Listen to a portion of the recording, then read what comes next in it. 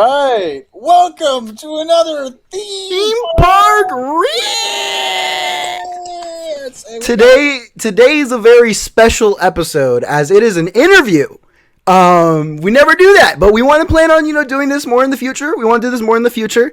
No pun intended. Wow. This is somebody that I've been watching for years. And it's just something that really is special to me. Today we have Magic Mike from HollywoodToyz. This is a very fascinating person as, again, a lot of stuff. He's done a lot of stuff that I think is just fascinating, and I want everybody to at least hear him out. So let's pull him up here. Magic Mike, CEO of HollywoodToyz. I love this intro. Right. Let's go. Oh, yeah. All right, dude. What is up, man? How you doing? Hello, and thank you for having me on the show. I am honored. So, nice to meet you, Mr. Julian and Mr. Joey. Thank you, dude. Now, I just want to say, obviously, we could do the intro just introducing you, but I think it's best if you introduce yourself here. So tell me what you do or what you did. Yeah. What better person than myself to introduce myself? Right? Yes. Are you ready?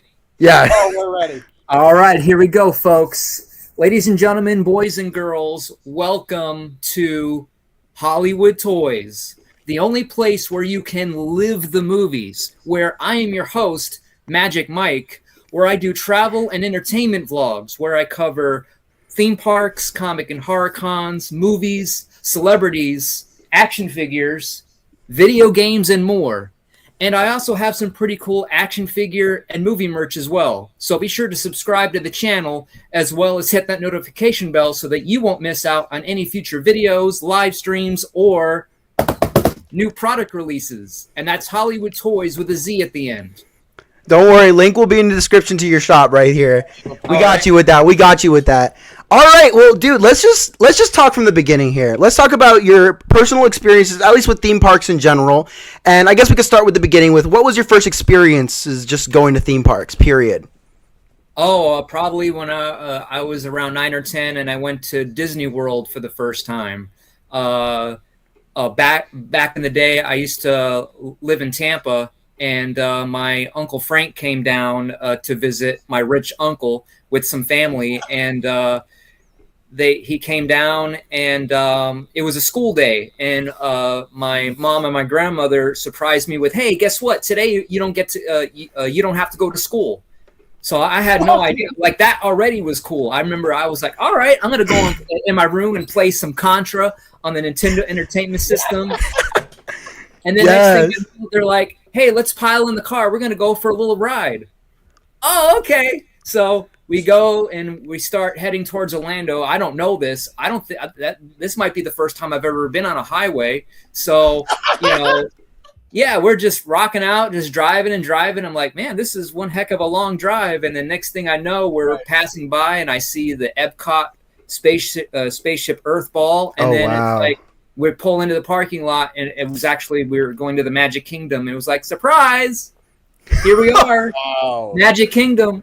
What? So, my parents used to say the same thing with me, or at least they used to do the same thing with me, because I'm from Florida, and I'm from New York, so yeah, I would travel usually, but I actually worked for Disney last year.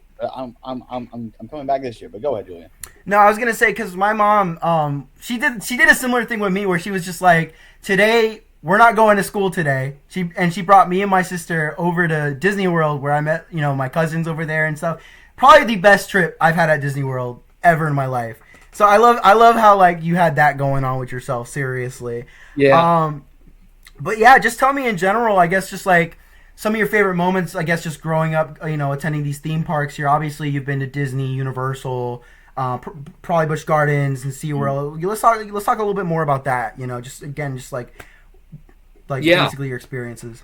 Yeah, mainly thanks to my Uncle Frank, so shout outs to him. So that was time number one, and then a couple years later he came back down and then took us all to Epcot. So that was my first time going to Epcot, which was awesome. And of course I know from the time, I feel like Epcot is cooler in Whereas Magic Kingdom seems to be geared more towards the younger crowd, toddlers, whatever. And that's fine. Not that they don't have great rides that adults can enjoy as well, but I knew Epcot between the two was my favorite.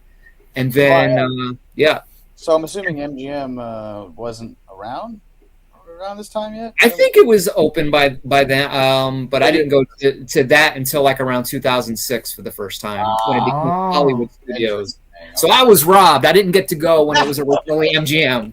Oh, wow. Yeah. Oh.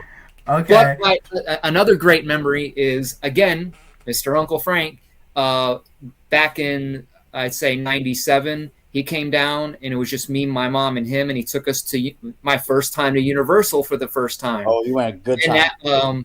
And that's a great memory for me to not only go to Universal for the first time, but the new Terminator 2 3D attraction. Open around that time. Yeah, 96. Not even a couple months before. So I was one of the first few that got to see its opening. Being a huge Terminator fan, you got to imagine how absolutely awesome that was.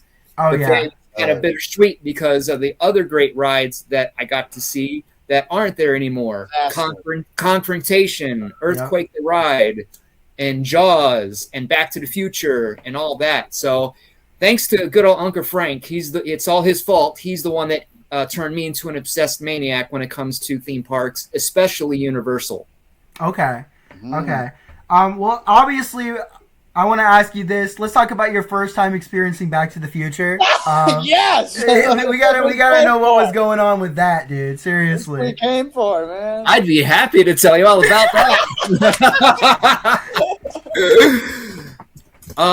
Yeah. So my first time, and of course, this is way before internet and YouTube, where you could Google all this information and find out all the behind-the-scenes stuff and the making of rides and all that stuff. So going into it, I didn't realize that it was a big giant dome with a whole bunch of cars that people are sitting in to ride the ride. So here we are, me, my mom, my Uncle Frank, and then it's an 8-passenger DeLorean. So there were like however many other people in our group, 3 or 4, and they usher you into the pre-flight room, but right before you go into the DeLorean, and I'm thinking, how are we not waiting that long? When I almost felt like this was the only ride vehicle. Like I didn't realize there were many, many others. So I was kind of fascinated by that. And then I, again, didn't realize we were watching a dome. I just thought it was just like a screen just big enough, or I don't know. But either way, of course, I was all about it, loved every second of it. But then it wasn't until a couple years later that I went again with some friends and went. Now, keep in mind, I was sitting in the very back seat. That I remember distinctly, because the second time I went, this time I sat in the front seat. And for those of you that ride it knows, when you sit in the front seat and you look to the sides, that's when you can see the other cars. And that's when I was like, whoa. Yeah. It's a large dome and there's a whole bunch of other cars. It was really weird, fascinating. But yeah, so that's what I remember about that.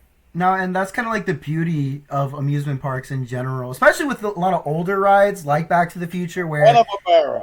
Again, like Hanna-Barbera, like just like where you can like kind of like, again, when you're in the front row, like you have, because obviously like it's sort of like angled in a way to where like if you look left and look right and look up, you'll see like the dome ending right there. You see the other cars, but the back row obviously is the sweet spot, as I like to call it. It really is the sweet spot. Similar experience on I remember like my first time going on Flight of Passage. Mm-hmm. I would just look at the screen just like first time, and then I remember like the second, third time I'm looking around like, oh my god, there's all the other vehicles. Yeah, same here. Coolest thing. Yeah, literally. Yeah, literally. I'll go.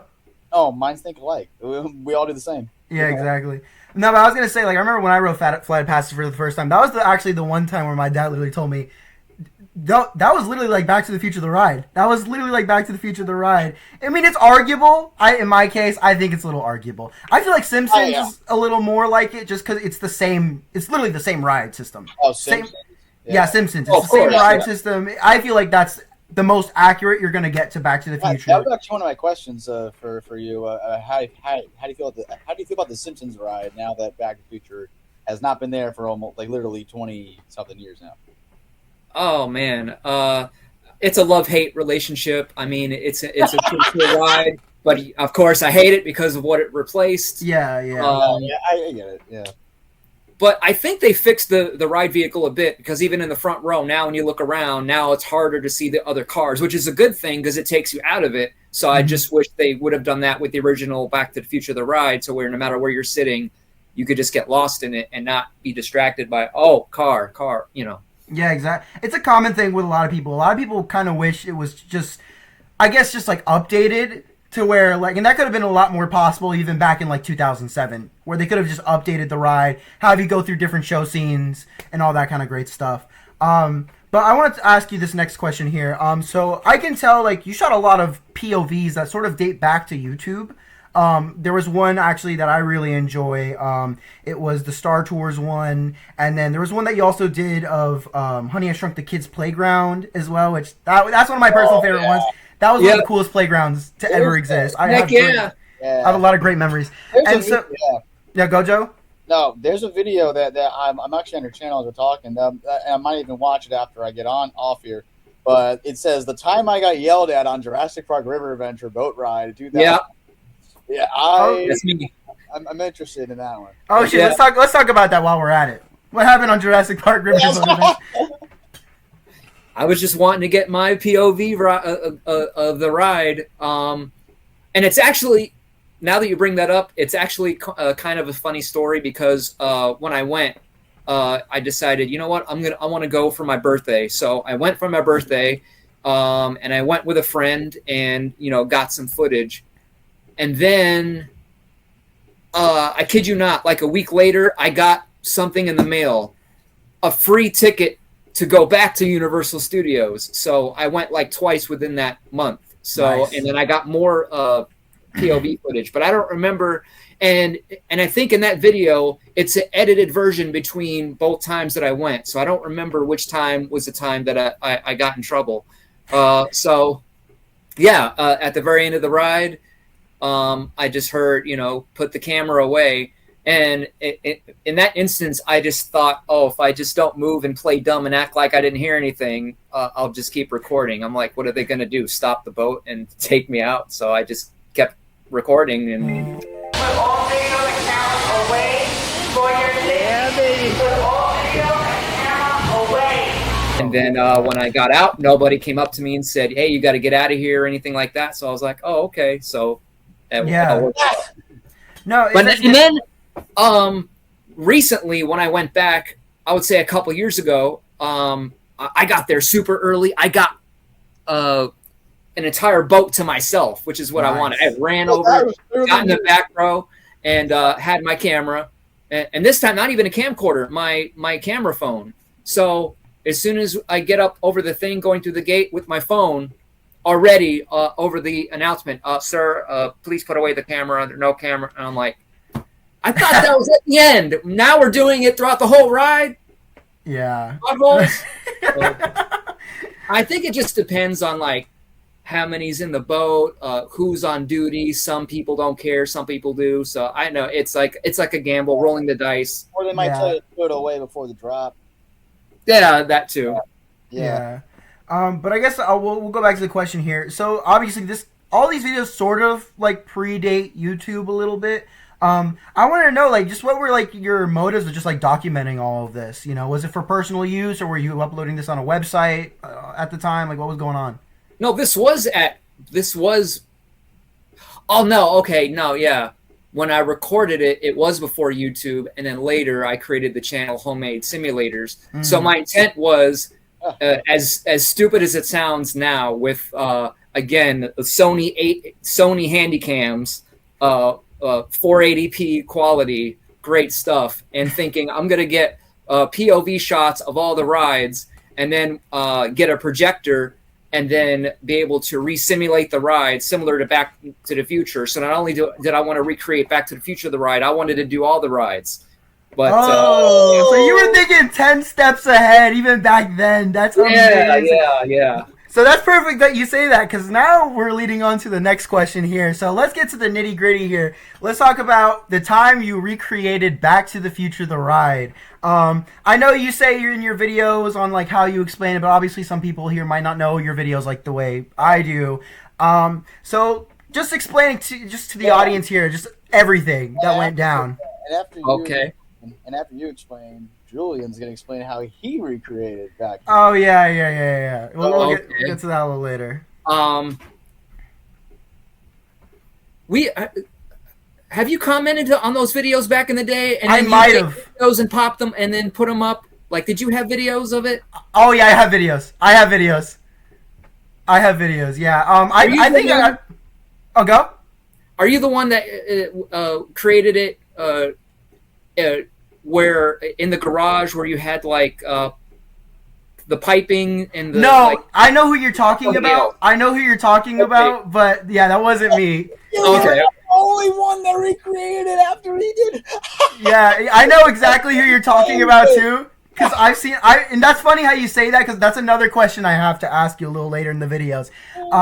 But yeah, definitely just sort of explain, I guess, to the audience here how you did your own version of Back to the Future, the ride, just everything that went down, just your motivations, everything. Okay, so I don't remember when I found out that they were closing Back to the Future, the ride, whether I had a chance to go ride it one last time or not. Because my video on both channels, my last ride on Back to the Future, the ride, was my last ride. So had I known it was going to be the last, I would have documented a lot more, got more pictures, got more in detail, not just the POV and all that stuff. So like I said, that was part of the intention, to try and get a nice POV of the ride so I could get a projector in the future and reproject that, whatever.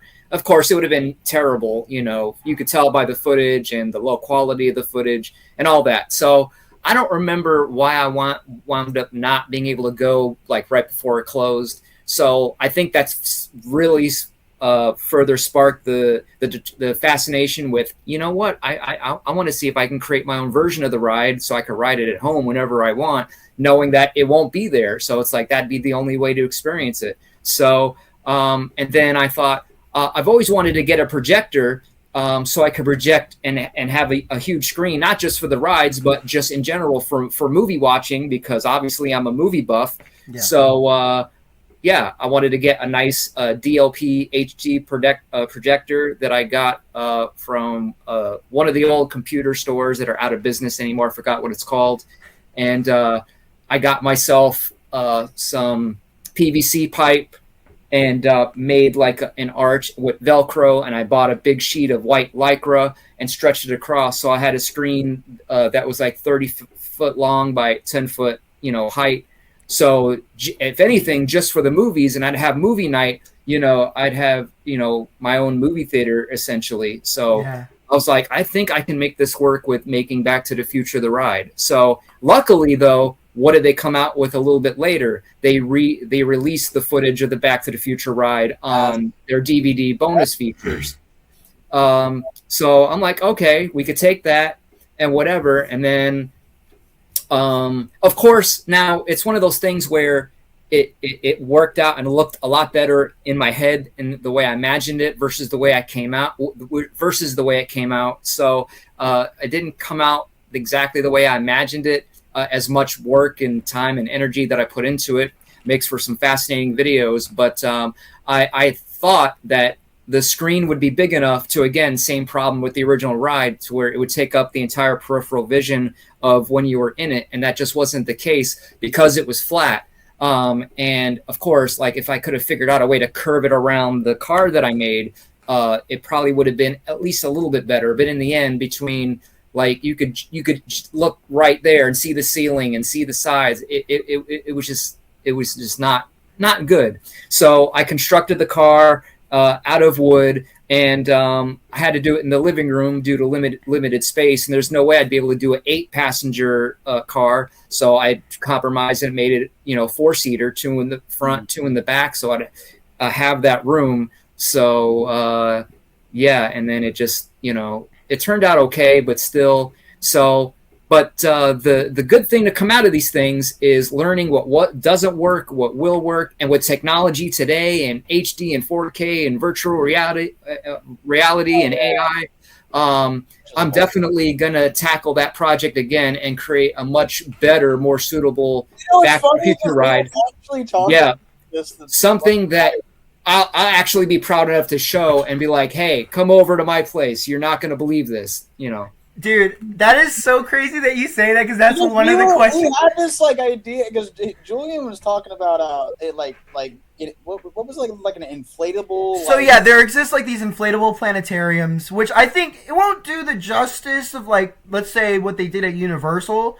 As I know, you can definitely get those OmniMax screens. You just have to kind of like request it though to these companies. But on Amazon, you can actually buy these inflatable projection like planetariums. Actually, let me share my screen here, just to show you exactly what I'm talking about here. So you can get these literally on Amazon here.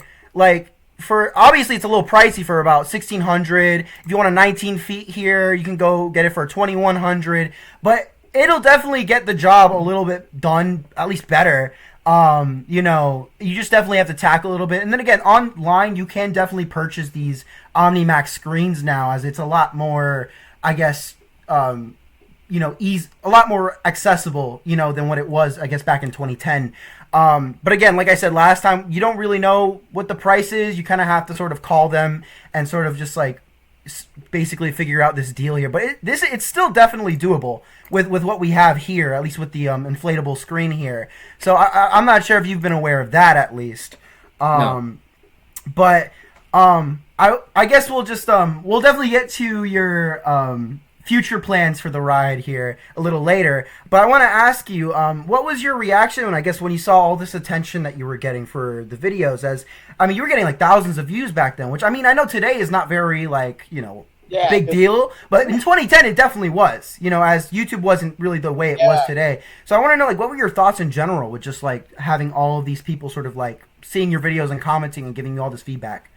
Yeah, I was definitely surprised, you know, and wasn't expecting that much. I even had someone contact me for one of the Back to the Future events, like one of the anniversaries, asking if I would bring the simulator to the event. Yeah, but again, it was like, if it was somewhat good, and if it was feasible, I would do it. But again, like if you could tell from any of my videos, I'm very, very, very picky when it comes to quality and obsessing over every little detail. And if it's just not good, I just won't post it. I won't whatever. Mm-hmm. So that was all experimental. And of course, posting all those videos, not realizing the end result was not going to be that great. So if I had a crystal ball and could look into the future, I probably wouldn't have posted any of those videos. I don't know, but at the same time, I'm glad I did, because it's like a video diary I could look back on and be, That's what we do with whatever we like. When Julian was doing those, what I was doing was shit. It was so shit. I mean, mind you, I was 11 years old, but it was like 15 parts. I remember it was something like that, and I didn't even get to post my POV of it, really, because it didn't really turn out the way I wanted to as well. Neutron as well. I did a bunch. I did Jimmy Neutron's Nicktoon Blast. That was kind of my first one. And then I did Space Mountain as well. And I bought one of those like planetarium like projectors that you get like at Toys R Us back then, and I had those playing in the ceiling too. And it was definitely like looking back, like it's something that I was definitely like, I look back and I smile, and it's something that you can be a little bit proud of as well. Yeah, I was doing Mickey's Philhart Magic. Like I had like the apple pie spray, and I had like the water like guns like splashing at you, and there was a lot of. We watched a video the other day. It was like a Star Tours recreation. Oh yeah, we'll get to those a little later as well. Yeah. But I guess what you said before about how you want things to kind of be a little bit perfect for your videos, I guess it kind of answers my next question here, which is like, what happened with the POV? Why didn't you like upload that, or like what happened to it? Did you ever even record a POV at least, or? No, because I was so disappointed, and it just wasn't like, you know what I mean? Like, yeah. It just kind of deflated my, not ego, but like, man, it's just not what I dreamed of. But like I said, but because of that, I've thought of ways of doing it better. So when I get the time and the chance, like that will be crap. Like the version I'm going to create, you'll think that was somebody else that made that crap. Yeah. All these years later, everything that's evolved, you can imagine. Yeah, exactly. We live in a time now where it's like technology's advanced so far ahead that like it's crazy. It's genuinely crazy. But I guess we'll mention this here. Have you done like any simulators after Back to the Future, or was that kind of like just your thing, and then you were just like, because it's not what I wanted, I don't really want to do this anymore? Right. Not that I didn't want to do it anymore ever again, but life happens and whatever. And it's like I make lists of all the things that I want to do in the future again, if I ever get the time, resources, money, and all that. So it's always in the back of my mind. So my plan has always been and will continue to be, one idea I have is to get a camera rig that I could with like a kind of clamp on it, so I can get POVs of all the rides and not have it handheld, like Spider-Man the ride. They have like those bars like in front of you at the top, to have a camera rig to where I can clamp it right to the vehicle. So now the camera is moving exactly with the vehicle, so it'll be perfect camera footage and it'll be 4K, so that I could later take that and just post them as POV videos on my channel, as well as use those to project those or put those using VR glasses, whatever methods that I'm going to, wind up with. And so do that with Spider-Man the Ride, Transformers, The Simpsons, and everything else in between. That's so funny how you mention Spider-Man, because there actually does exist. Joey, do you remember the YouTube channel that actually leaked those raw footages? Was it Unisounds? Was it Unisounds? I don't know if you saw this, but somebody actually leaked like the actual like 3D footage. Speaking of like rare theme park footage, two of the best channels for those are Unisounds and Cow Missing. Yes, because I was gonna say, like, somebody did leak the actual like Spider-Man footage, the pre-show footage, the pre-show, and the actual like projection footage. So I was thinking, like, if what you could do is, why don't you just like, I don't know if you know how to like animate through Blender, but like you could definitely just put those footages through Blender, and then like again kind of sync it to the actual film. So now not only does it look better, but on top of that, you can actually have it in 3D. So it's actually like the closest thing you can get to the ride as possible. You know what I mean? Yeah. And there somebody did release the actual like double like camera thing online as well. I'm really trying to look for it if I can find it. The 99 one, right? Not the yeah, it was the 99 one, not the updated one, like the OG one. Oh, so, yeah. Oh, yeah. There was a 30-second clip of like the first scene. It was like it was like raw. They released the whole thing. I don't know if I can find it. I think I have it on my phone. So like, if anything, I could just send it to you if you want to use it for anything. But yeah, like seriously, like this stuff is literally out there, and people like actually are now starting to really leak this kind of stuff online. But I guess like, I guess what we could say here is, I guess just like, Eddie, do you have like any more ideas on like how you would have wanted to do like the Back to the Future the ride now, at least? That's something I'm really fascinated in. Okay, so you want to dive into that? No problem. Yeah.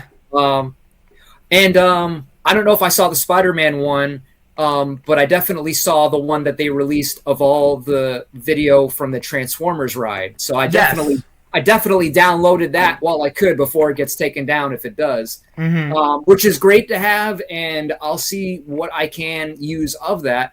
Of course, the only problem with that is it's the actual video. It's not from the point of view of the ride vehicle. So you'll see the skewing and whatever. So what I want is from the actual POV of the ride vehicle, where everything won't look warped and weird. You know what I'm trying to say? Yeah. Okay. So to get into my future idea / plan for Back to the Future the ride, the new and improved version. 2.0. Yeah. So what I'm thinking is it's kind kind of a scale issue that I think I have a bit of a solution for. And I think you're going to get a kick out of all of my ideas, which I'm going to lay out for you so you can see where I'm going with this. So sometimes in order to make something bigger, you just need to bring yourself closer to it, yeah. right? Yeah. So, like, for example, I would love to make, let's say, dioramas of the Hill Valley Town Square with the Back to the Future figures, and make it to where they would be like raised up on a platform, right? And if you were to walk to where it's kind of like up to your neck, right? And you look to your right and you see the people standing there, and it'll be in scale with your vision the same way it would be if you were standing there on the street in real life. I see. Yeah. Oh, so same concept with the Back to the Future, the ride. So what I'm thinking is miniaturizing things and creating a half curved screen that is made for one person. So it would go around like this and be about that tall, this wide.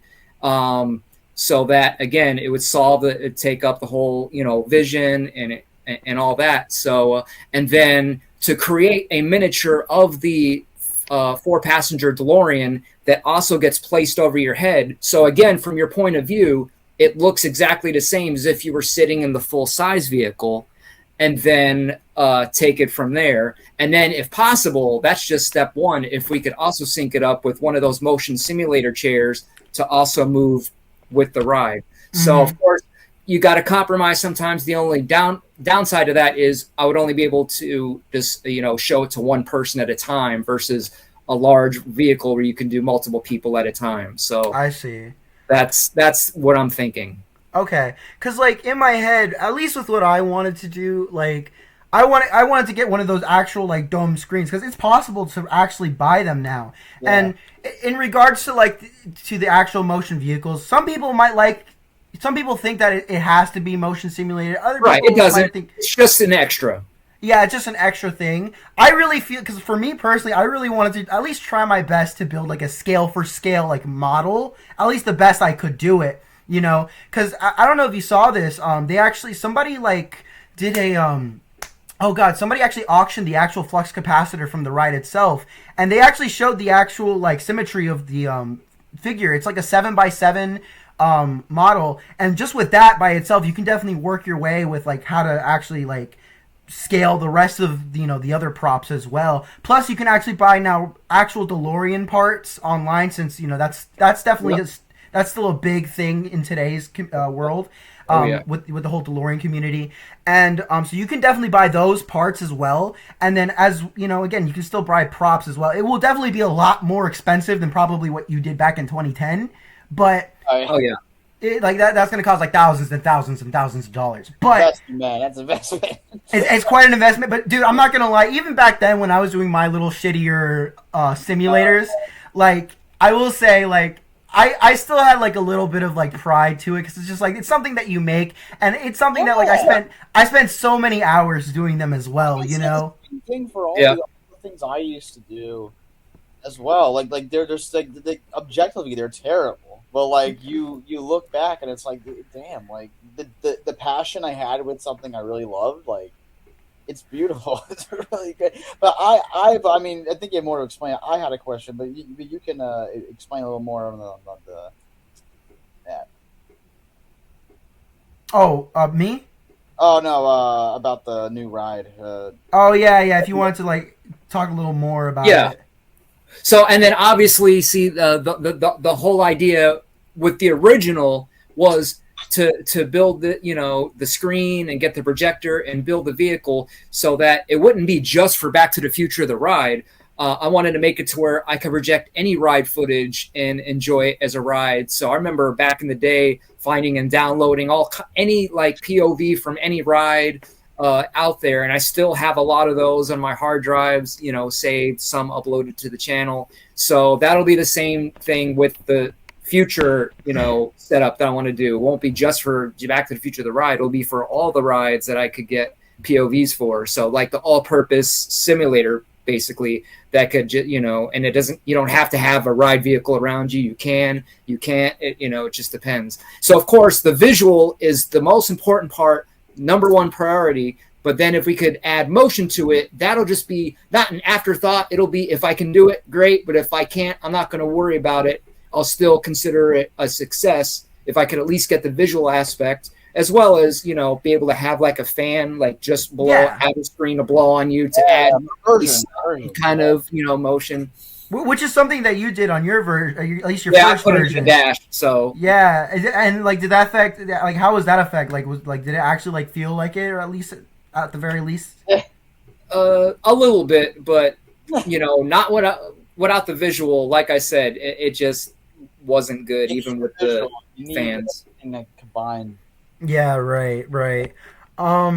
Well, I want to know this. Have you seen any of the other DIY simulators that have existed in the future? At least, yeah. Somebody did one of Star Tours, and I don't know if you saw this one. I mentioned this, and let me tell you, if you haven't seen this, you're in for a treat. That's. Are you talking about? I'll go.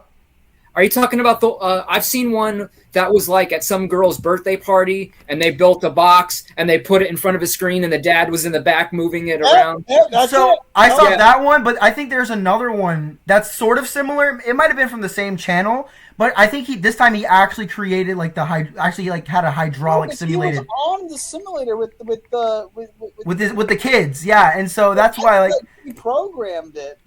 I that's what I'm thinking. Let me share it real quick, cause yeah, like this guy actually like it looks like he actually like simulated it himself. Yeah, that's the one. Oh no, yeah, there you go. There goes the guy head. Okay, so yeah, it's this one. But that's awesome, man. Seriously, and that's so sweet that he was able to do this for his daughter or just some girl's birthday party. Seriously, and this was another idea that I had in my head too. At least like back when I was like 11 years old, you know, because especially even nowadays, because I don't know if you know this, with Star Wars Land out, they actually have their own Captain Rex figures now. I mean, it looks nothing like the Captain Rex from the ride itself, but like it has like its own remote control, so it's something that you can actually operate it by yourself. And this is something that I actually kept in case I wanted to go back to that idea of building my own Star Tours, you know. Joey, didn't you say you did your own Star Tours as well, or? Oh, so it was so bad. But what we did was we had one room like because there'd be a room that would lead to my office. So in the room that was before my office, it was the pre-show room, and all I had was like a 3DS that had the video, and then we would go in, and then I would have like a C-3PO little toy on the left. And then the screen would have the ride, and then I would use my chair to move the ride if my brother was on it. So I would like try my best to simulate it with my chair, and it was so we would do that. Okay. I had a question. Because you mentioned other POVs of and different versions of the ride. What other rides were you thinking about? Like to recreate? Like say if you ever wanted to. Right. Any footage that I can get, like if you want from other channels or from what I got from my own. So I found the person that leaked the full Simpsons ride POV. Yeah, so that's out. Yeah. And then Hanna-Barbera, and then the Jimmy Neutron video, and then I also recorded the POV of. You remember the Wild Arctic ride? Yeah. Yep. Yeah. So if you remember, aside from the ride, for anyone that didn't want to go in the simulator, they just had a screen that you could wait in with like stadium style bleachers where you could just watch the video. So like, ding ding, take my camera and a tripod and just record the screen to get a nice POV shot of just the ride footage without all the shaking around in the car. So that's on my channel now. So yes, and that's gotten over 1,000 views. So yeah. But of course, that was filmed with the old, crusty Handycam way before our 4K cinema quality cameras that we have now. We carry in our pockets. So if only we had that back then, it'd be so much better. I think somebody like at least the director. Because the thing about these guys is that they're actually quite easily accessible than you might think.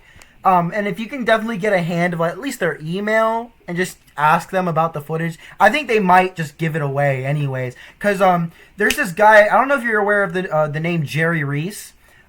He directed a lot of the Disney rides like Cranium Command, Alien Encounter, all of those like big rides at Disney World.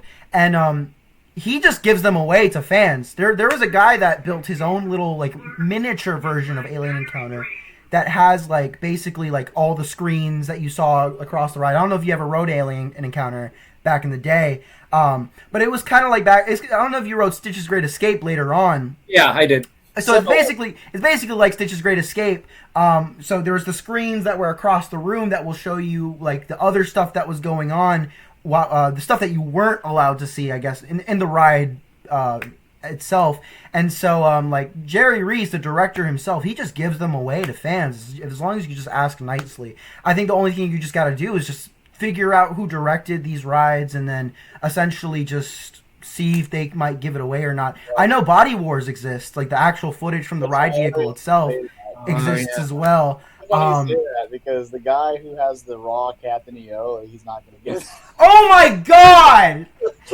I'm sorry. Okay, so Mike, we are the biggest Captain EO fans, Michael Jackson fans ever in the world. Yep, I saw that. I saw the comment. We appreciate you watching the video. Seriously. And I also kind of touched on Captain EO as well, where like I wanted to like make it look 3D, but again the 3D didn't work as well. You really needed a projector. I had it on the projector and everything. I even remastered the audio. Like, I went so far. The only issue is that you needed that side-by-side cam of the footage just to kind of mesh it together to get that real 3D look. And there's a guy, we know a guy that has it. And I asked him money. I tried to trade him like actual rare Michael Jackson stuff that I personally own, at least that I have on my files and stuff. And he just did not want to give it away. He was just like, dude, I paid so much money for this. Oh my god. It was just like, I'm still mad about it. For the day someone recreates Jimmy Fallon. Mike, you could be the first to do it. You can be the first to do it. But I guess this is a little ignorant question I have here. Did you ever get to do the one in Japan? Did you ever get to ride that or no? No. Have you been there? No. Oh, he's been. I haven't. Yeah, I've been to Universal Japan. This was after Back to the Future, of course. You rode Jaws. Oh man. But I rode Jaws. I got to ride Jaws. To ride Jaws. How sad, man. It's still, listen, Mike, it's still as good as I remember. And mind you, I only rode Jaws in Florida maybe like 2 or 3 times. But still, even today, like that ride still holds up. My parents rode it, and I wasn't even born yet. I have a home video of like their trip, their honeymoon trip to Universal, and they had Jaws on there, and I'm like, because I went to Universal in like my first year going was 2007. So the only thing I remember doing, the only 2 things I remember doing after just being told were the Barney Show and E.T. So, that's it. I don't even remember. Oh, and Jimmy Neutron. Jimmy Neutron. Yeah, yep. I remember that from like visually remembering. Yep. I remember the SpongeBob scene from that. Yeah, Jimmy Neutron. That was one of my favorite rides too, growing up. Seriously, like I thought I was so big on that. But I gotta ask you this. I don't know. Have you been to theme parks since? Like, you know, have you ever? I want to ask you. Have you been to Epic Universe? No, but I'm going soon. I can't wait. Dude. A year ago today, by the time we're filming this, it is the 1-year anniversary of Epic Universe. Already? Oh my lord! Yeah, right? I couldn't believe it myself. I couldn't believe it either. I went on day 2. I went day 2 after it opened. So it was like dead, right? It was so dead. It's on the YouTube channel if you want to watch it, Mike. Okay. I have the whole vlog. It's very like chaotic and stupid, but like if you look past it though, is on there too. We got like 2 or 3 epic vlogs on this. Yeah, we do have 2 epic vlogs.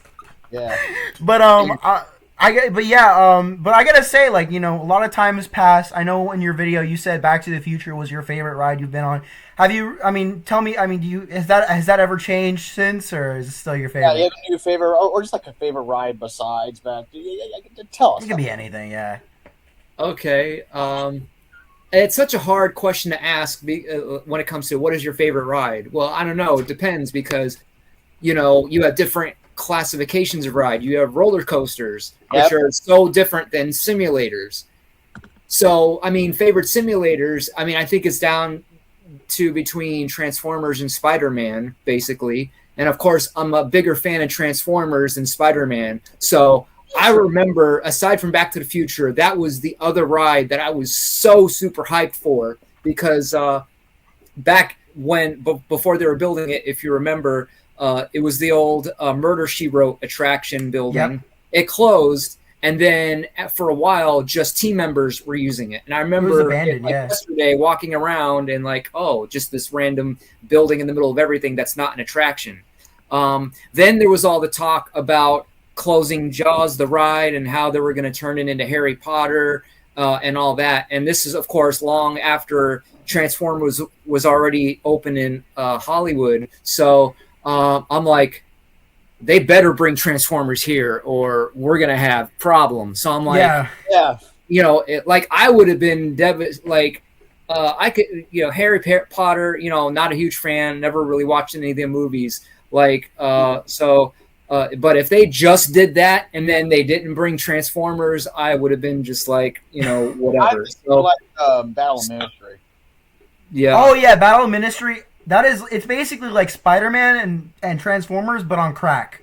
Like it is like one of the craziest. Like it's not the best ride, at least for me personally, but still, like I think the Battle Ministry is definitely just a fantastic and groundbreaking ride. But 10 or 11 animatronics. Yeah, they have like 10 or 11 animatronics just battling each other in the middle of the ride. Oh man, I can't. So good. But my personal favorite, at least me and Joey's personal favorite, it's Monsters Unchained. Especially for me, as I'm a big like Universal Monsters fan. I really dig like Danny Elfman did the soundtrack. Danny Elfman does the soundtrack for the whole world too, and so it's just like, to me, it's like everything that I wanted for like a classic dark ride attraction, mixed with the new stuff with the screens and. The animatronics look gorgeous in that ride. Here you got like there's so many. They're all over the place. It's great. But I gotta ask you though, what's one thing at least you anticipate when you go to Epic Universe?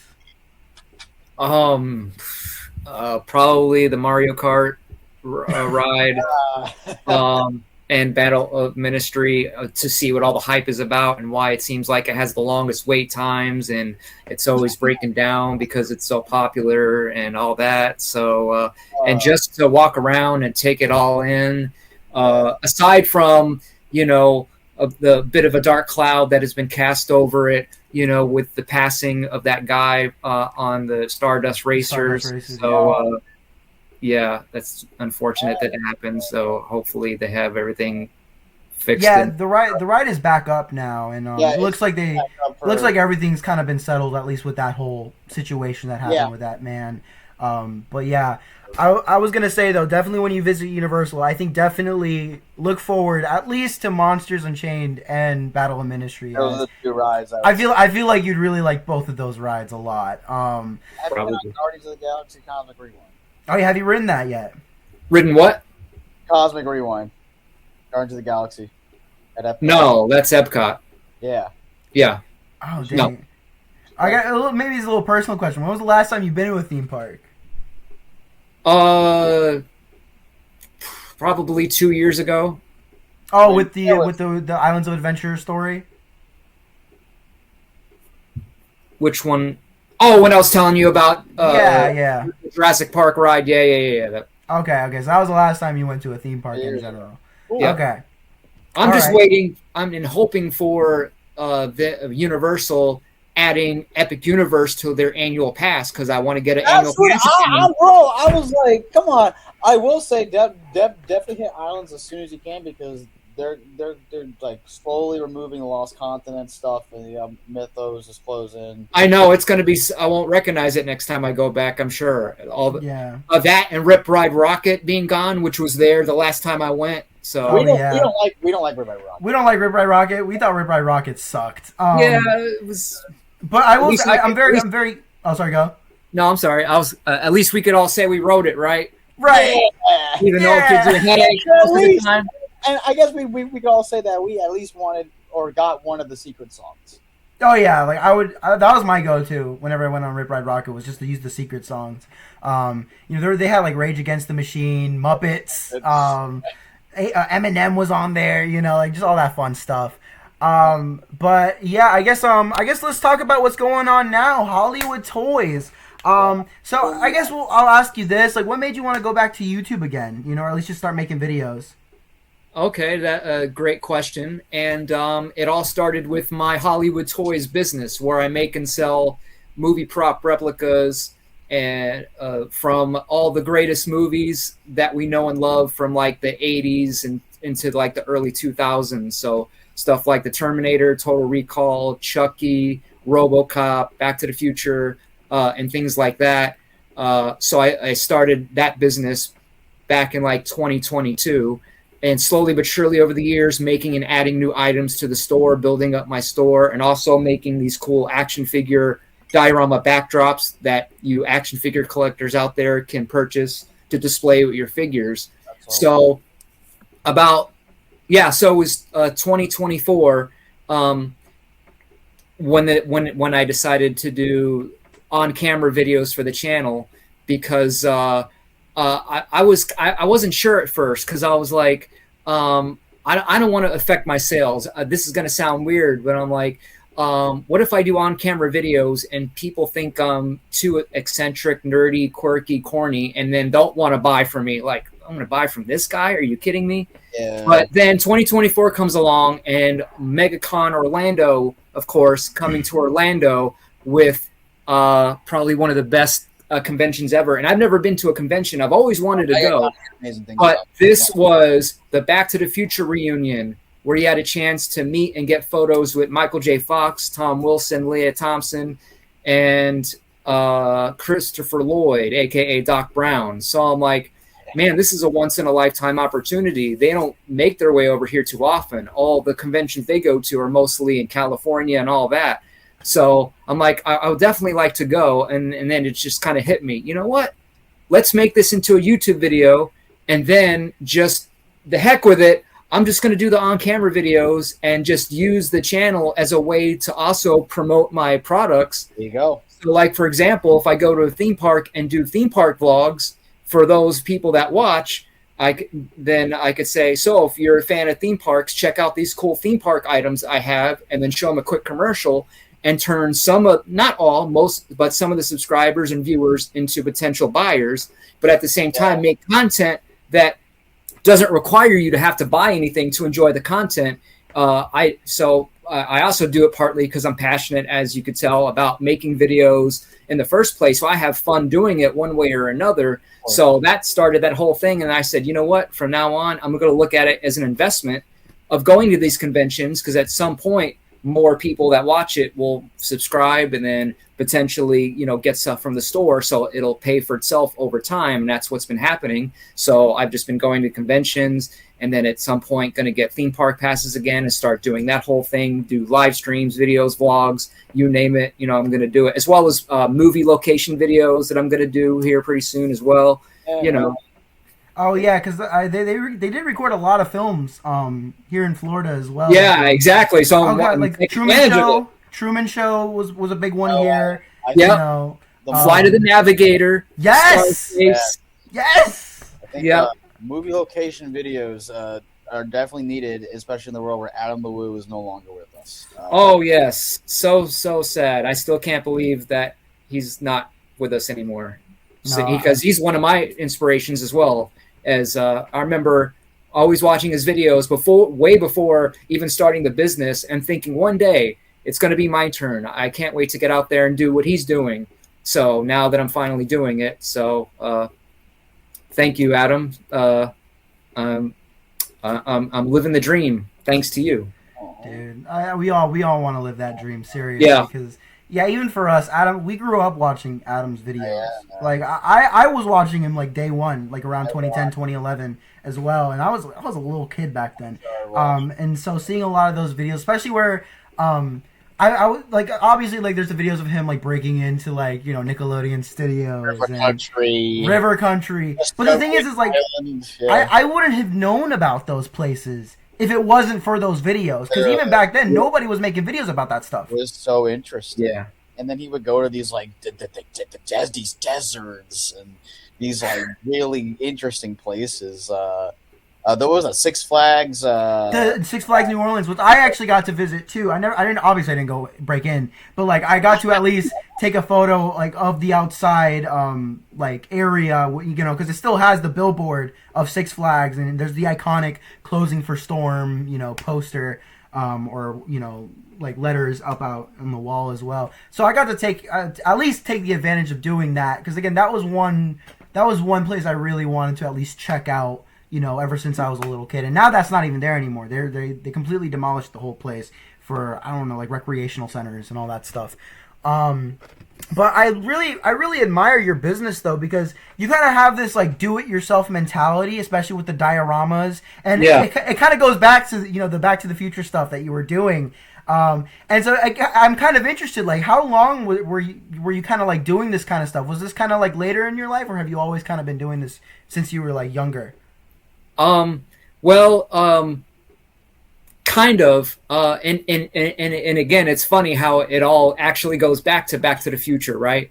So this was back when like eBay was kind of new, back in like the mid to late 2000s, and you can go to eBay, and I remember looking up, you know, movie props and Back to the Future props, and then they would just pop up on eBay, not really realizing, you know, at the time that, you know, these were just random people that would find or make these files and then just print them out and then, you know, ship them out. And I'm like, wow, how cool is that to have a hobby where you can make the props from your favorite movie, but then also sell it to other people and make money off of it. So that kind of sparked, you know, the interest. And then eventually getting a image editing program and learning how to, you know, make these print files and whatever.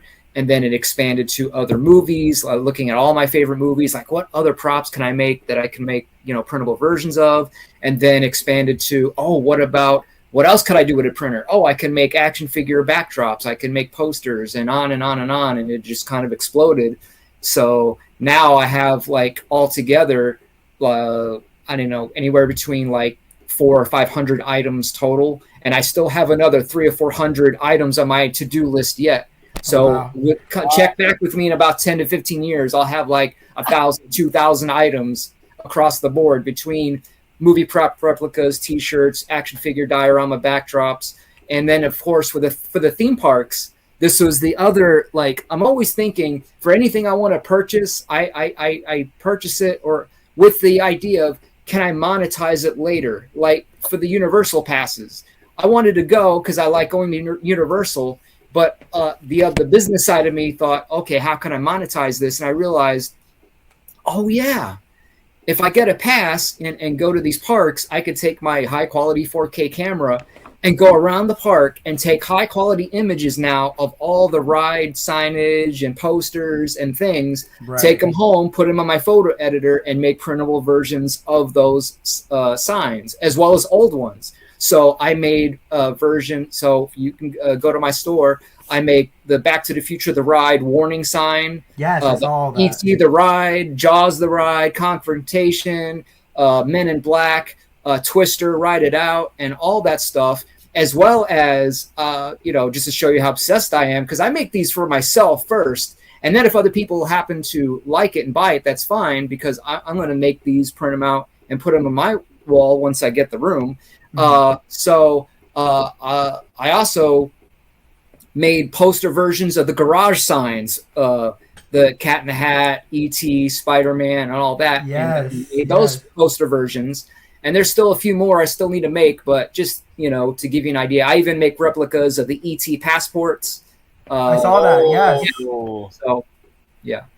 So who knows what else I can come up with when I go to Epic Universe and find even more things that I could whatever, except for Nintendo, because Nintendo is notorious for going after people trying to use their name brand and whatever. We know a very popular creator that. Yeah. We're totally aware with all the crazy stuff Nintendo is, you know, big on. It kind of seems like you're a big video game fan. Why don't we talk about that? Because we love video games too. Seriously. Oh yeah. Oh, but like I want to know like we just like your history with video games, dude. Like let's just go back with that. Okay. Well, I start the very first a gaming console I ever got was a Nintendo Entertainment System (NES). So of course, played all the classics. All three Mario's had those, and Contra, and Tetris, and Top Gun. And I have a lot of I bought those games and have those now. Never got a Super Nintendo as a kid, but I remember the excitement over the Nintendo 64. Well, or what would become the excitement of that, because I remember it was between that or the new PlayStation, and I remember thinking, which one do I want to get, right? And so they had they had, of course, and they still have them, but they had the demo at like Target that you could play the PlayStation or whatever, but they didn't have a Nintendo 64 one at my local Target. So I remember going with my mom to the mall.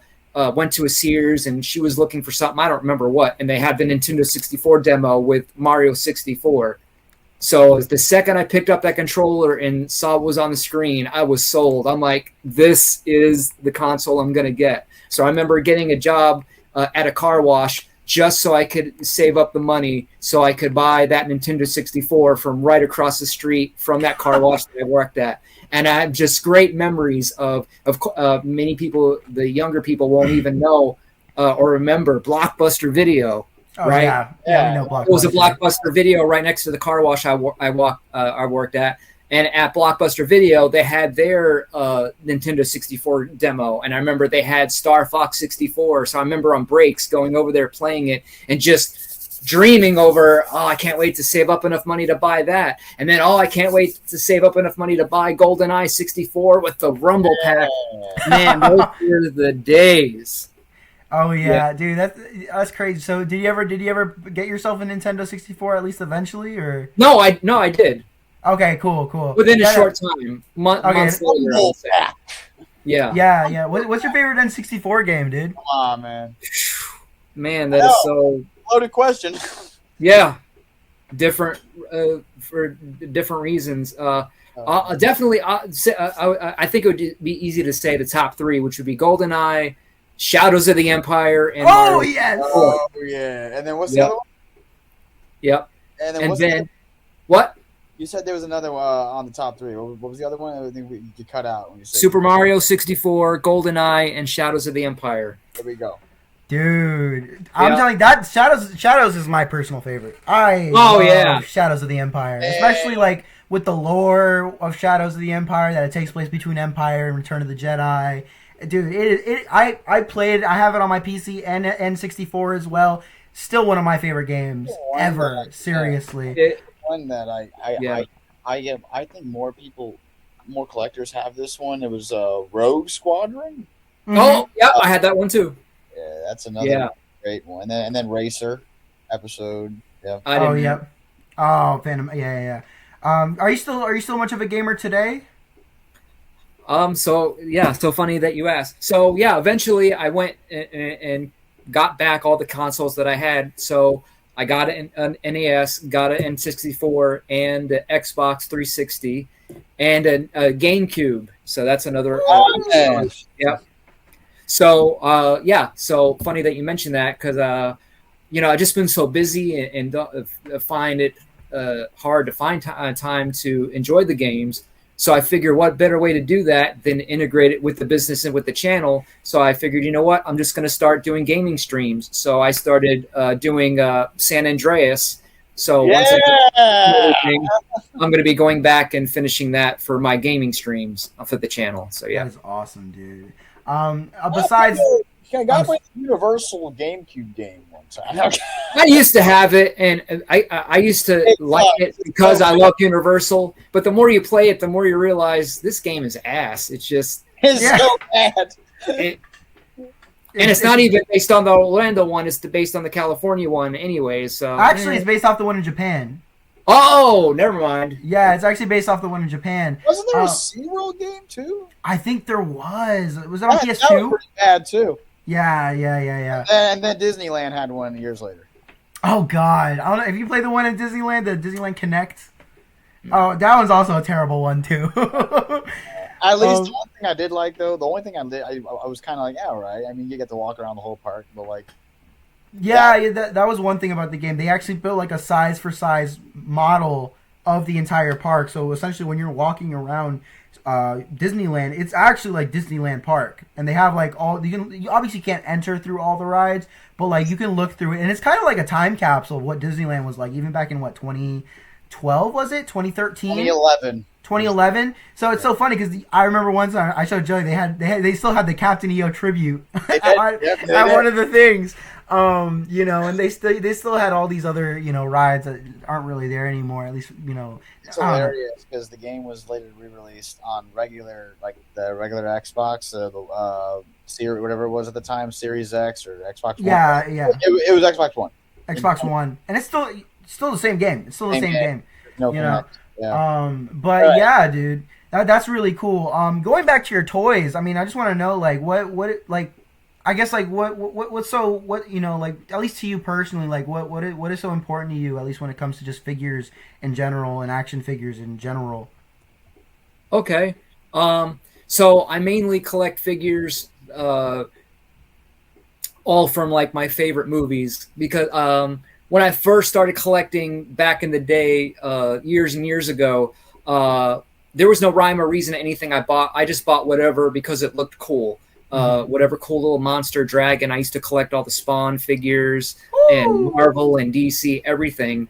But it was just like, but now, like, the older I get, I like to have some kind of rhyme or reason behind anything I do, anything I buy, any project I start. So now, because, you know, with that old collection, I didn't know the character names of half of the figures that I had. So now I like to have it more focused and actually have figures that I actually know who they are and that I'm a fan of. So I collect mainly stuff from all my favorite movies. So Back to the Future, both G1 and movie Transformers, the Terminator, the Matrix, and things like that.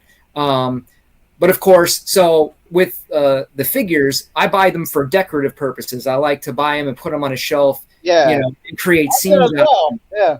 Not one of those that likes to just keep them all in the box, never to barely be seen half the time, especially ones that have a cover on the front. Like, what's the point if you're going to keep it in the box if you can't take it out and enjoy it? Right. So between that, so it was an issue of solving a problem for myself that would then also turn into something that I could reshare and add to the store, you know. And so there was nobody really out there making dioramas for like certain size figures. Like, so before me, of course, there are people that mainly make and sell DTOF size backdrops, like 15-inch by 15-inch, mainly made though for just like 12-inch 1/6 scale figure toys, hot toys, and things like that. Yep. But there nobody really making anything for figures that are only like Transformer size or 6 or 7-inch like NECA type figures. Yep. So I'm like, I want to create backdrops for my, you know, for my figures. But then, you know, so again, I make these things for myself first, but then like, oh, I could also make them and sell them on my store. So so I started just, you know, making these action figure backdrops to, you know, for my own collection and to sell. And so the good thing about that is, like, you could still look now. I guess you could say I'm kind of like the first and only person to make and sell dioramas made specifically in this size for, you know, the shelves, bookshelves. Yeah. Anything from like 23 inches wide to 27 inches wide by 13 inches tall, not 15 by, you know, whatever. And at some point, I might invest in a larger printer so I could do the larger sizes. But for now, the limit is 13 inches in height, but up to 36 inches in length. Because I got a lot of people that message me, hey, can you do a 15-inch high by whatever? And I always have to say no. So who knows? Maybe one day, you know, I might expand and get the larger printer so we could do that too. So I just like, you know, creating scenes, dioramas, and things like that. So like I said, lots more on the to-do list. So if there isn't anything you see in my store yet, chances are it's probably on my to-do list. I just haven't gotten to it yet. So lots more still to come when it comes to. That's really good to hear. That's really, really good to hear. I guess we're right now in the tail end of the video here, so I guess we'll just wrap it up. Well, not before we wrap it up. I just want to hit you with a few more like questions here. Obviously, going back to the Future here. Have you been aware of some of the rumors and speculations that have been around with Back to the Future in the theme parks? I think I know what you're getting at. I think you might be referring to a rumor that I heard that there possibly might bring back a version of Back to the Future the ride. Something like that. So so from what I heard, I listen, for me personally, I'm like crazy into like the theme park like knowledge when it comes to just companies that manufacture these rides. And coincidentally, Intamin, who was also the same manufacturer who built like the simulator portions of Back to the Future, they created this like brand new like dark ride system that actually can go super fast at like up to like 15 to like 20 miles an hour. And so apparently a lot of people are kind of pointing that could possibly be related to Universal and wanting to do a Back to the Future ride. My theory is that they might get rid of the supercharged ride at in Florida, and they might want to like demolish the interior and maybe build that into the dark ride, as it's quite a huge building. So I don't know if you ever heard of that. There's also a lot of rumors that they might build a Back to the Future land in the UK as well, which is something that like I am very, very big on, because I've been kind of like following the news a lot with Universal UK. I don't know if you have, but like that whole place looks crazy. Right now, like they have James. They want to consider James Bond, Paddington, probably Harry Potter. Also, well, it has to be Harry Potter. But also I've heard Back to the Future, Lord of the Rings, like just crazy, like just like IPs that like know I think they want to put there, which I'm very much looking forward. I don't know if you've heard of them as of yet, but I definitely think if they did a modified version of the Broadway show, right? Theme park, the Back to the Future musical, Oh yeah. Are you aware of the Back to the Future musical, Mike? Yes, one of these days I'm going to see it. It came to my town some time ago, and I was going to go, but I had car problems that I had to take care of. So one of these days, I'm definitely going to make it to the show. If you like effects, it's a show for that. I mean, they did a very good job with the tech stuff for that. Yeah, dude. But yeah, no, seriously, like I mean, I guess we'll just also I want to go back a little bit more to I guess your new version of Back to the Future the ride.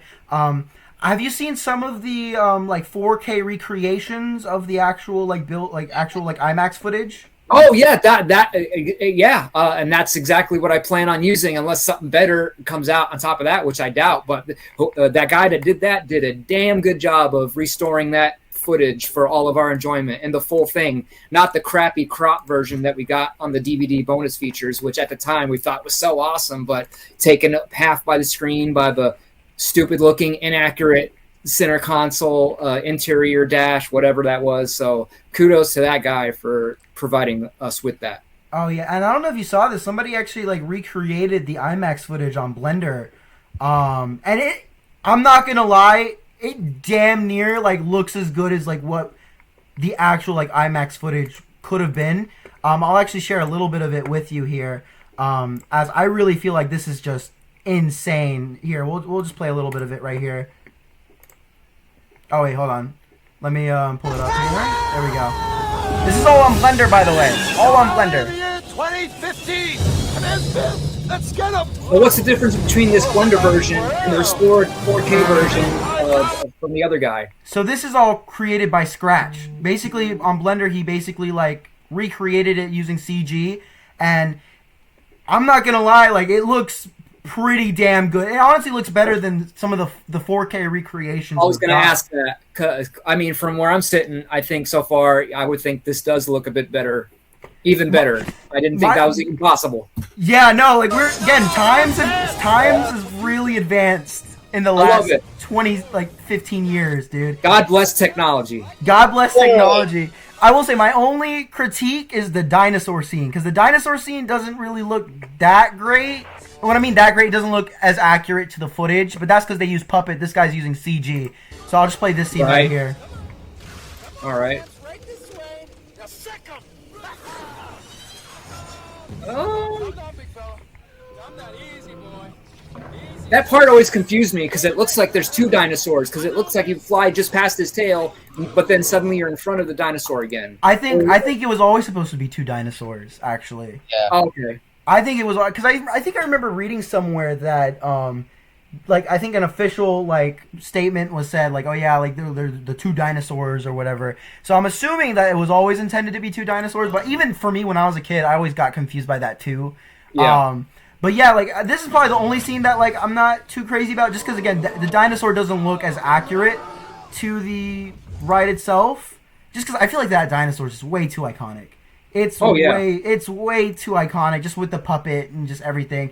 I kind of actually edited my own version of it where I kind of blended like I kind of like cut it to where it was the actual dinosaur. Yeah, you're way ahead of me. I was gonna say that. I might upload it on this channel or something like that, or just send it to you personally in case you want it.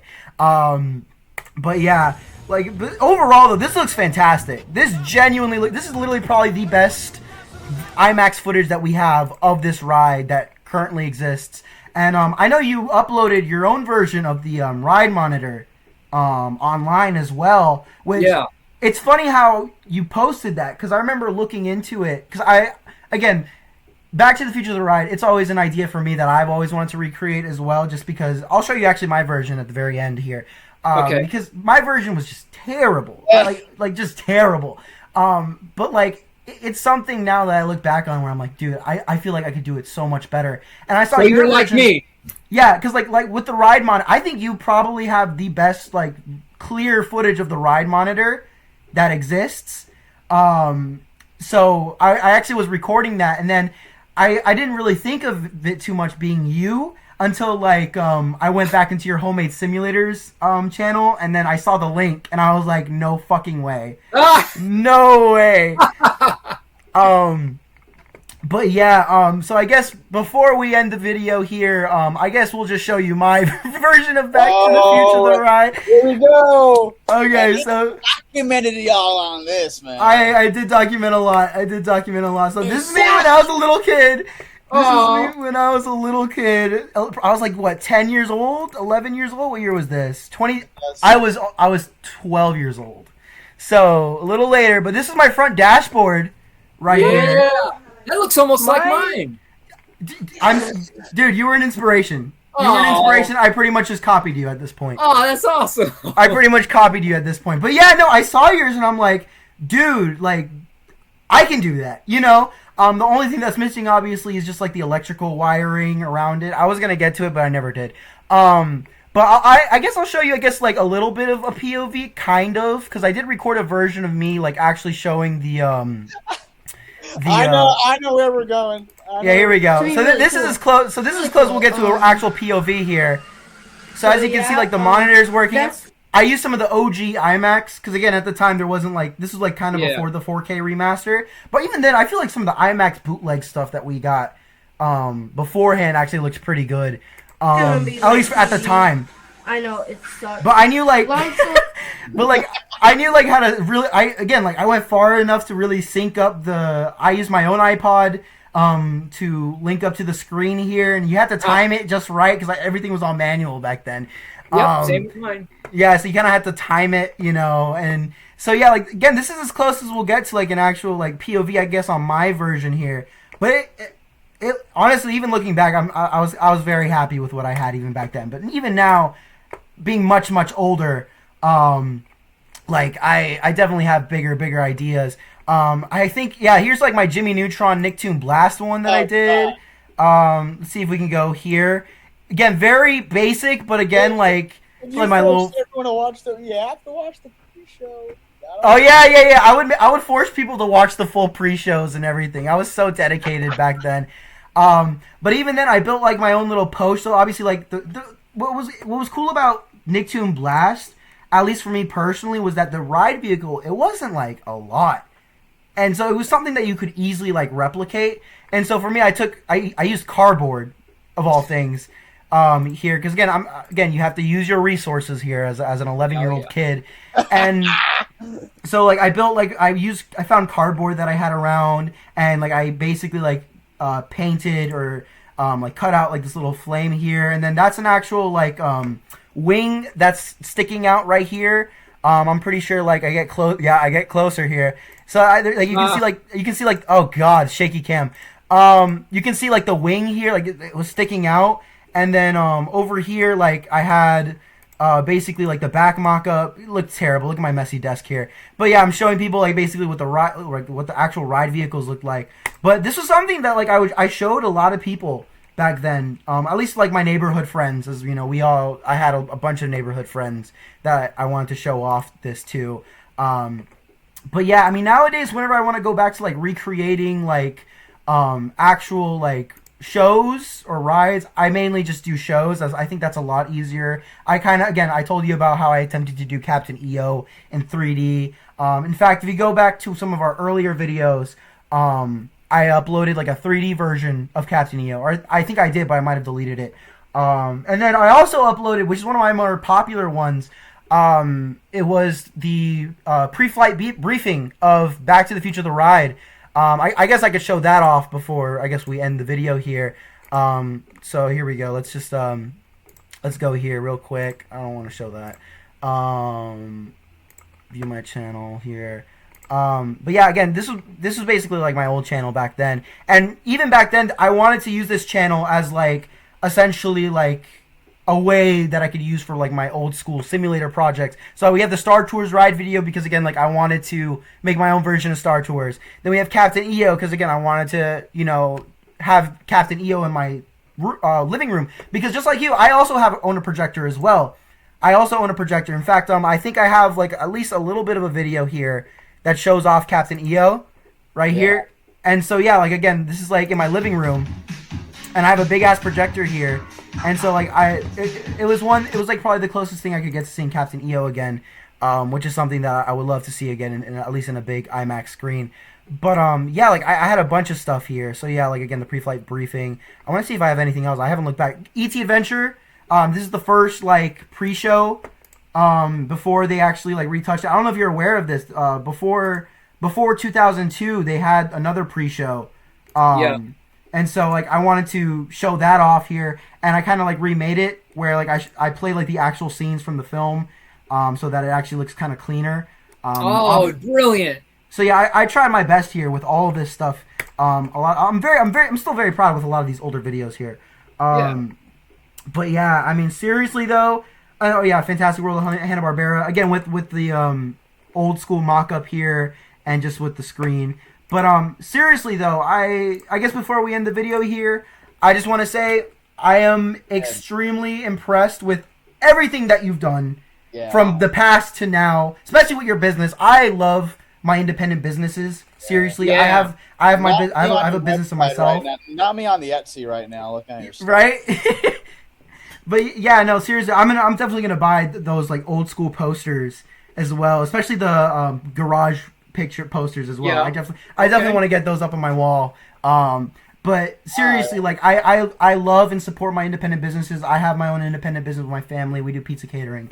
But seriously, like hearing all of this, the parking lot signs, the Jaws, King Kong, Jurassic Park. You got dude, that's so cool. No, seriously, like I definitely support what you're doing right now, just as much as what you did back then. Because again, just what you do with the DIY style and just like everything just coming from you, I think that is the coolest thing in my opinion. I've always been big on that ever since I was a little kid, and in ways you definitely were an impact, you know, with just the whole DIY style and just everything. I never thought in a million years I would ever hear anybody say that about me. Like, dude, again, seriously, like I'm so big on the whole do-it-yourself mentality, you know, and again, like the fact that you built your own version of Back to the Future the ride at your own house, I'm like, there's no way I could do it at my own house as well, you know, and so that's what inspired me to be like, dude, like let me do what I can do, you know. I did my own version of Phantasmic. He did his own version of Phantasmic, yes. I forgot to bring that up, and then I did a terrible video years ago. Like, how did I do my Phantasmic? And I had like what did I like for the boat? I had like a toy boat. I put all the figures on it. I would have like the dragon would be like one of my animatronic dinosaurs I had.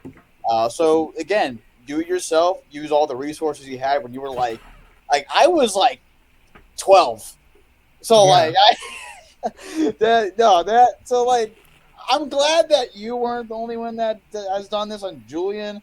Not so like it's such a beautiful thing, man. It's great. And one more question that I completely forgot to ask you earlier in the video, because you did mention that there was somebody commenting on your videos making his own version of Back to the Future the Ride, and there was actually a bunch of other people that did their own version of Back to the Future the Ride. Yeah, no, there were a couple I remember like interacting with and commenting on each other's videos. It's just been so long, I don't remember how many. Like a community. It is like a little community, exactly. Yeah. I wanted to know, like, what were your thoughts on their versions, or just like in general, just like, I mean, I'm pretty sure some of them even said like you were a core inspiration as well, you know. I think so. Yeah, it was just fun, like putting that positive energy out there and then getting it in return, and then like just like all of us marinating in the goodness in our fandom of this great ride and rides in general and things like that. So and you know that's just the beginning, because now with my current channel and my concept of Live the Movies, I'm going to be going far beyond just rides. So one idea, and again, it all goes back to the Future. I thought, you know what, I can create my own versions of these movies strictly from the point of view of the characters in a whole new way. So I'm going to do that with Back to the Future and all the other movies, so that you could live the movies through the point of view of the characters. And now with green screen, AI, 3D technology, like anything's possible. So even when I go to the real movie locations, not only will I be, you know, doing scene recreations and almost matching up the shots, but I think one thing that'll make my stuff unique, because, you know, they've been done to death now, but like to be, while I'm there in location, to do shots of this is what the character saw, you know, through their blocking throughout the scene and things like that. So it's like I could potentially create my own cut of the Back to the Future trilogy, copyright free, from, you know, the point of view of the characters, even if I have to re-record all the lines myself. So, you know, we'll see what happens, but I'm looking forward to that, and I hope you guys will be as well. Dude, 100%. Especially, like I said, the fact that you want to go back to making Back to the Future, I am 100% all for it, dude. I definitely want to see how you can do it today and see how much you can accomplish through it with all your creative ideas, seriously. But I guess we'll end the video here. Mike, let's tell the audience where we can find you. Let me solo you out for all of this here. All right. Well, thanks again for having me. Had a blast. So, yeah, I hope to see a lot of you, or all of you, on my channel, HollywoodToyz, with his at the end. HollywoodToyz, the only place where you can live the movies, where, again, I do travel and entertainment vlogs covering theme parks, comic and horror cons, movies, celebrities, action figures, video games, and more. So we're going to be doing movie location videos, action figure review videos, video game reviews, movie reviews, reactions, commentaries, live streams.